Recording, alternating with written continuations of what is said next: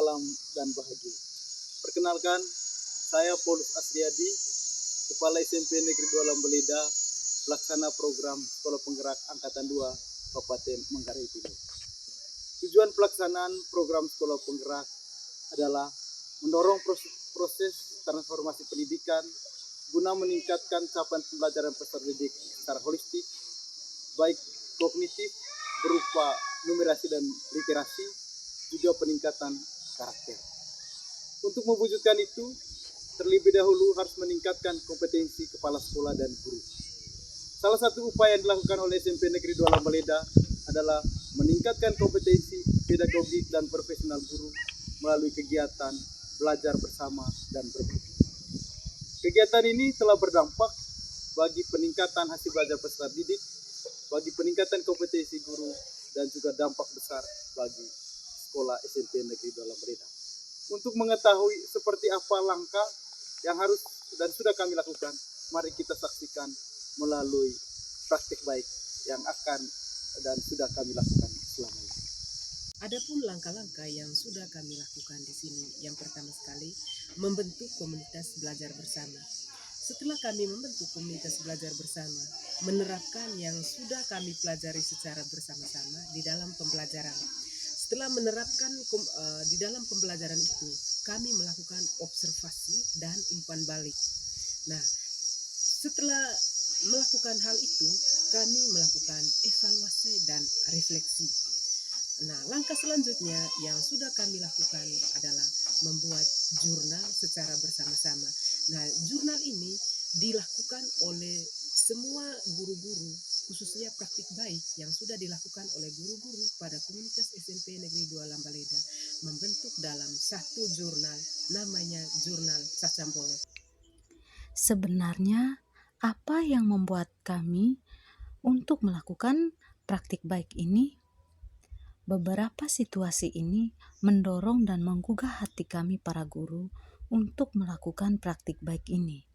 Yang pertama adalah pembelajaran monoton dan sumber belajar terbatas. Proses pembelajaran selama ini berpusat pada guru. Murid dipaksa duduk sopan, mendengar dan mencatat materi pelajaran yang disampaikan.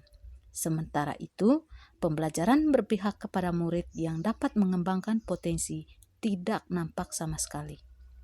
Selain itu, sumber belajar sangat terbatas. Buku teks pelajaran menjadi satu-satunya bahan ajar. Bahkan, kegiatan evaluasi menggunakan latihan yang tertulis dalam buku teks pelajaran. Yang kedua adalah penanganan guru yang kurang tepat, di mana hampir setiap hari kami mendengar keluhan guru tentang permasalahan pembelajaran. Ada murid yang tidak aktif, bolos, dan tidak masuk sekolah. Tujuan pembelajaran pun tidak tercapai. Bahkan ada yang menantang guru.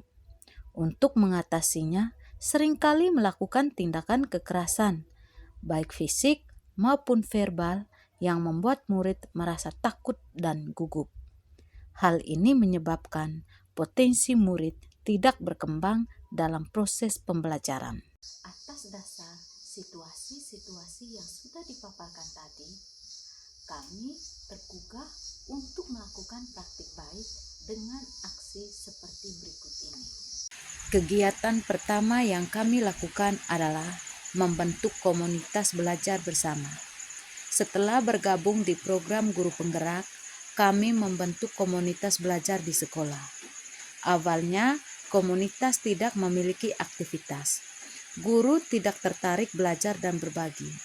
Kami berusaha mengajak untuk mulai merencanakan kegiatan rutin komunitas.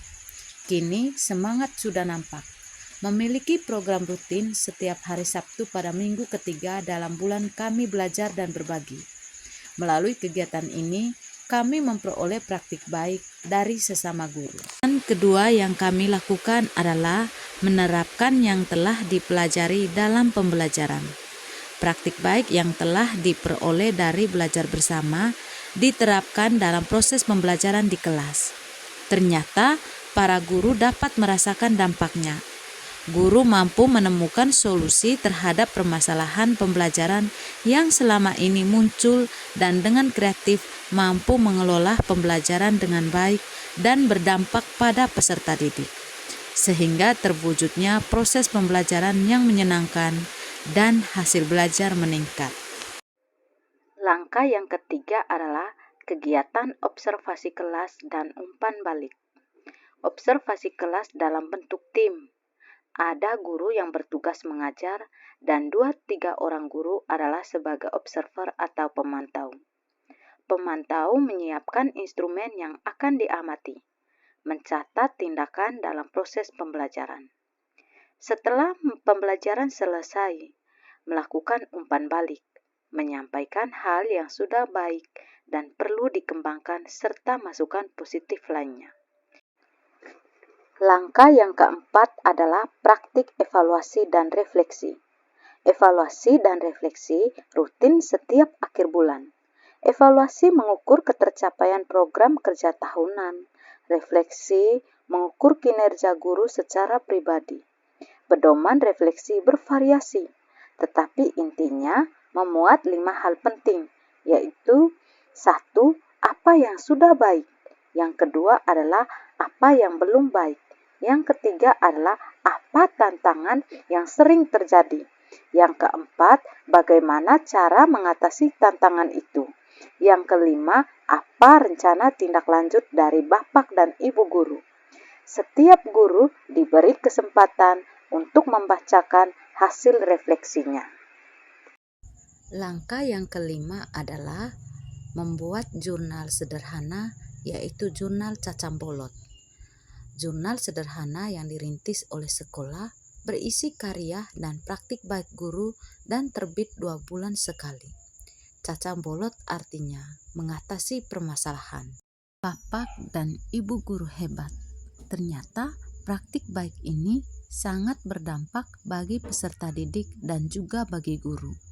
Peserta didik lebih percaya diri dalam kegiatan pembelajaran dan lebih aktif. Sedangkan guru lebih berkreatif dan juga mampu menerapkan pembelajaran yang berdiferensiasi yang menyenangkan bagi peserta didik.